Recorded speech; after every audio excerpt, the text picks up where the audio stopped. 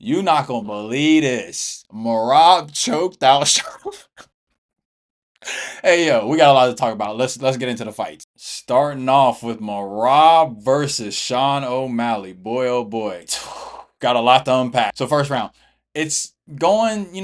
Sean O'Malley just kind of staying on the outside, piecing Merab up. Then I think maybe 2 minutes left in the round, Merab finally gets his hands on him, and then it's just like the first fight. He just controls him, dominates him with the wrestling. Shit that we knew was gonna happen eventually in the fight when Merab got his hands on him. Second round, this boy Merab was landing 3 punch combinations on Sugar Sean's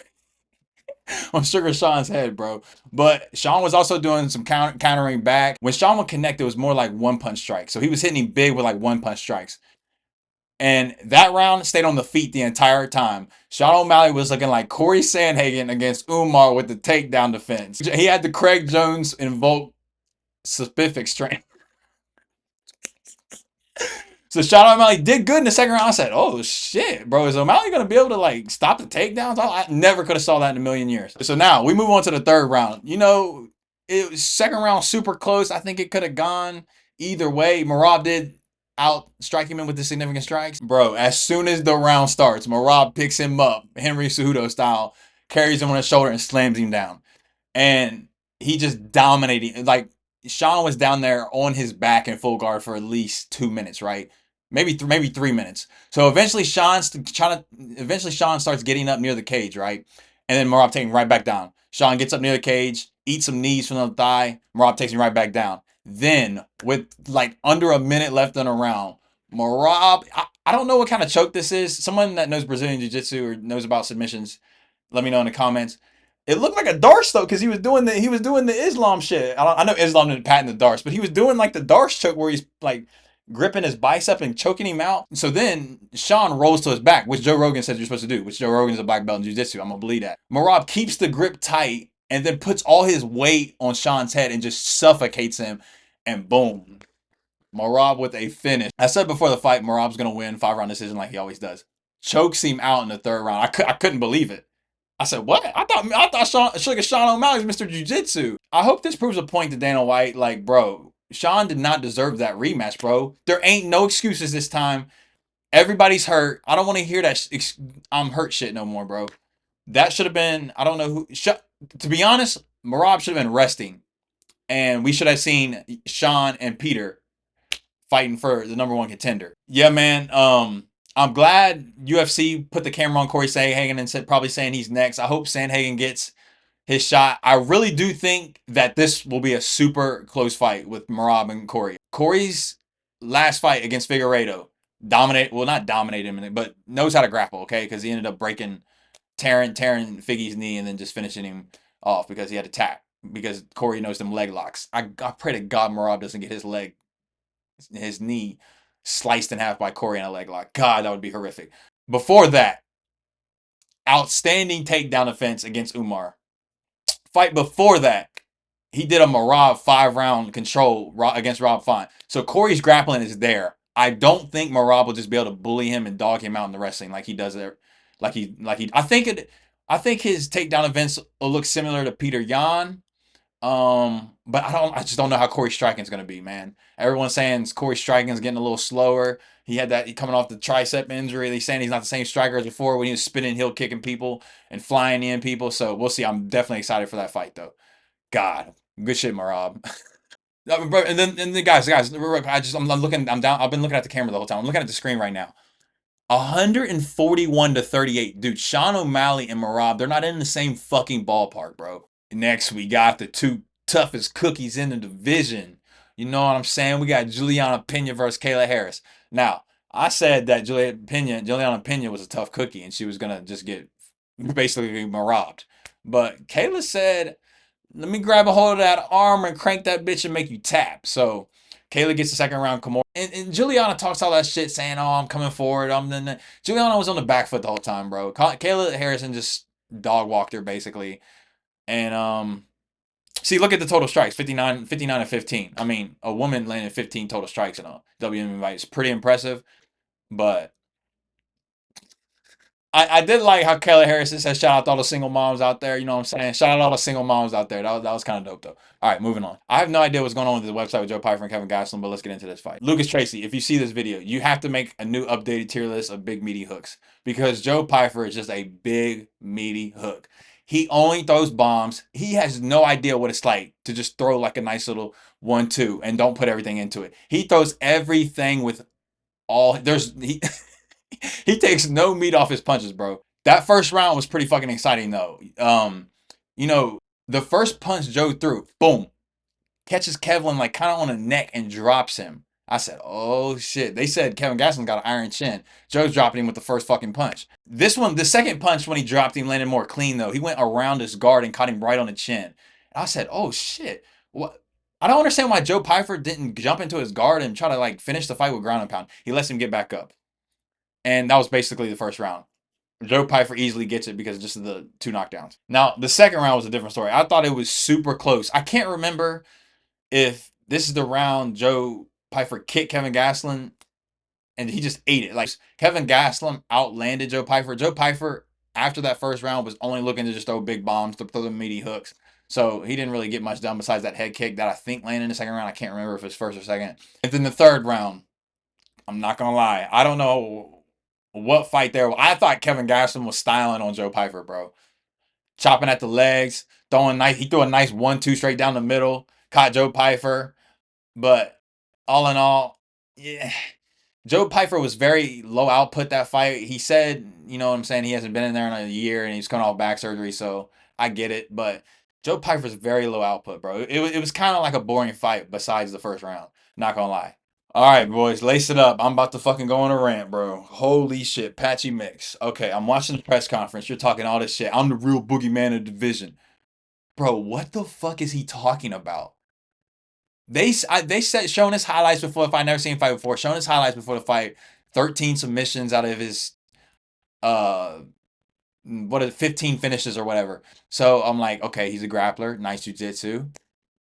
This man did not shoot any takedowns the whole fucking fight. He stood there with his Frankenstein slash mummy fucking flat-footed ass and just got pieced up by Mario Batista. I mean, Mario Batista was just throwing simple 1-2, 2 to the body, 1-2. I mean, just basic first day boxing training lessons, bro. And Patchy Mix had no answer. I mean, that first round, Mario Batista looks like a fucking world beater. We gotta say Mario Batista is kind of pillow handed. I mean, Patchy didn't even get dropped in the fight, and he had his chin on a silver platter like this. Second round, Mario Batista said, "Oh, this motherfucker is not gonna try to grapple. Let me work on my switch stance." Mario Batista switches to southpaw, and then is literally just practicing in southpaw, just piecing him up. Boom, boom, cardio, kickboxing combinations, body kicks.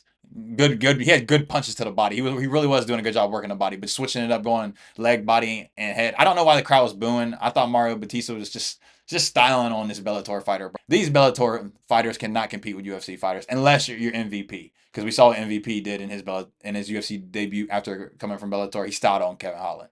Made Kevin Holland look like, oh, we're gonna talk about my boy Kevin Holland in a minute too. The only significant strike, Patchy had a couple what was it? He's southpaw. A couple right hooks that landed on Mario Batista, but the only like real significant strike that got Mario to like back up and kind of respect him, Patchy kicked Mario straight in the head. I think it was like in the eye. Yeah, Patchy kicked Mario straight in the eye with his toes, and so it's a head kick. He head kicked him, but even then, I mean, it stopped Mario from retreating for like maybe like 30 seconds, and Mario got right back into the flow and just piecing Patchy Mix up.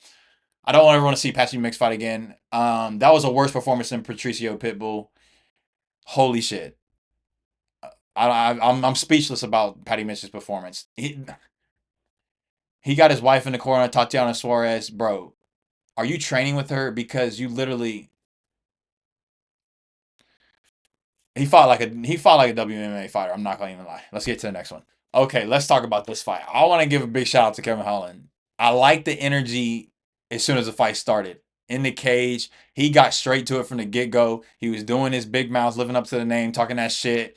And then you couldn't really hear what they're saying, but the commentators could probably hear it better. And Joe Rogan said he was kind of talking to himself, I guess he was trying to hype himself up. I don't know if y'all watch NBA, but Kevin Garnett is a person who does that a lot in the NBA when he played.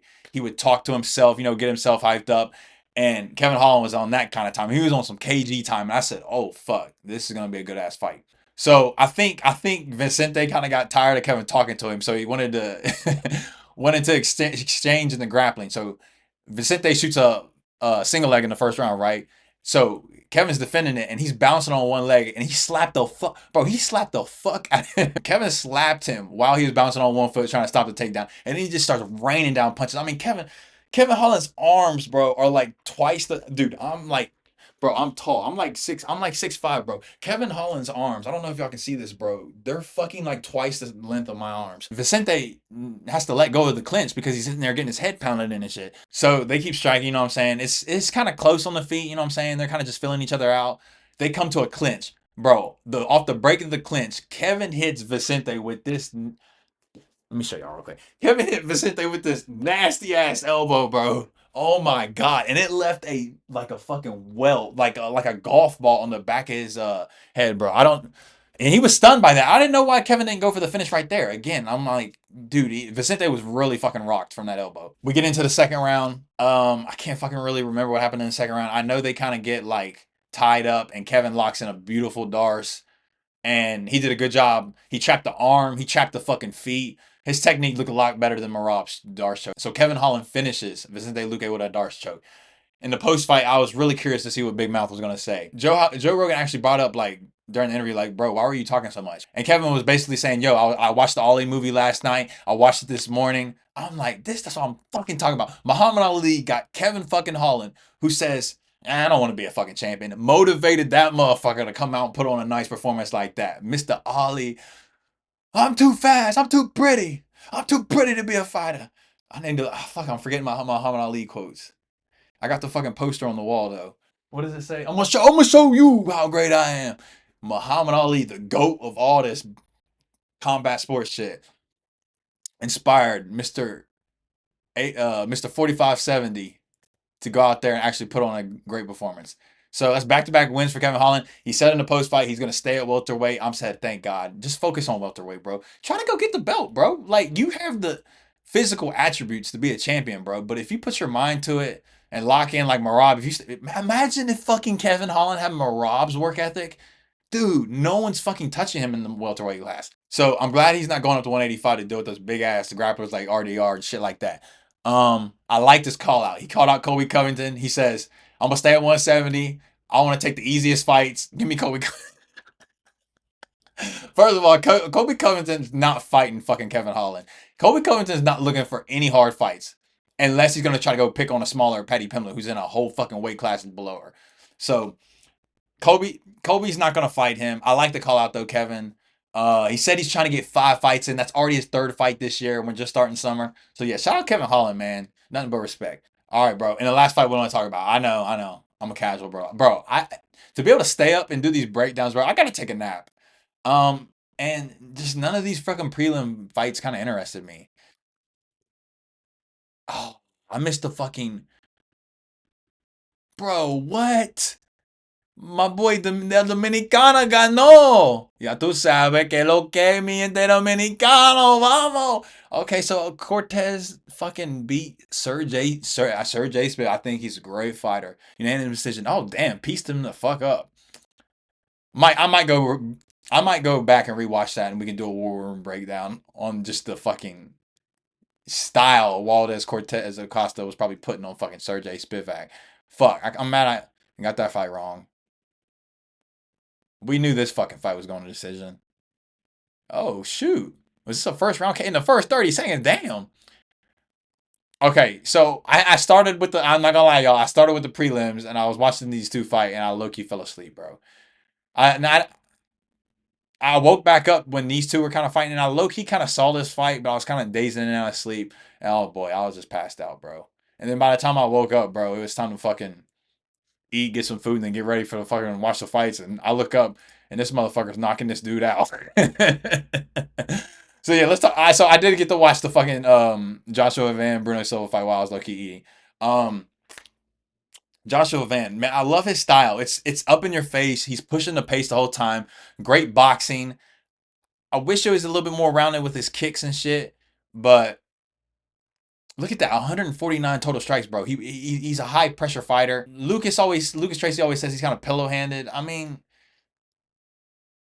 he might be kind of pillow handed, bro, because it took him 3 rounds to finish that dude. And Bruno was eating clean, just 1-2s down the middle. All in all, that was a fire ass card. Besides, I'm gonna say the most boring fight was probably the Joe Pyfer and Kevin Gastelum fight. Yeah, definitely that fight was probably the most boring. I ain't gonna lie to y'all though. I was low key getting ready to go hop in the shower if Kayla I was getting ready to go hop in the shower if Kayla Harrison didn't finish fucking Juliana Pena in that second round. I swear to God, I was about to get up. And in the last 10 seconds, she cranked that Kimura in. Merab, bantamweight, go. I'm really curious to see where Sean O'Malley goes from here. Is he gonna, you know what I'm saying, fight once a year and become a Leon Edwards, or is he really gonna work on his fucking wrestling and his grappling?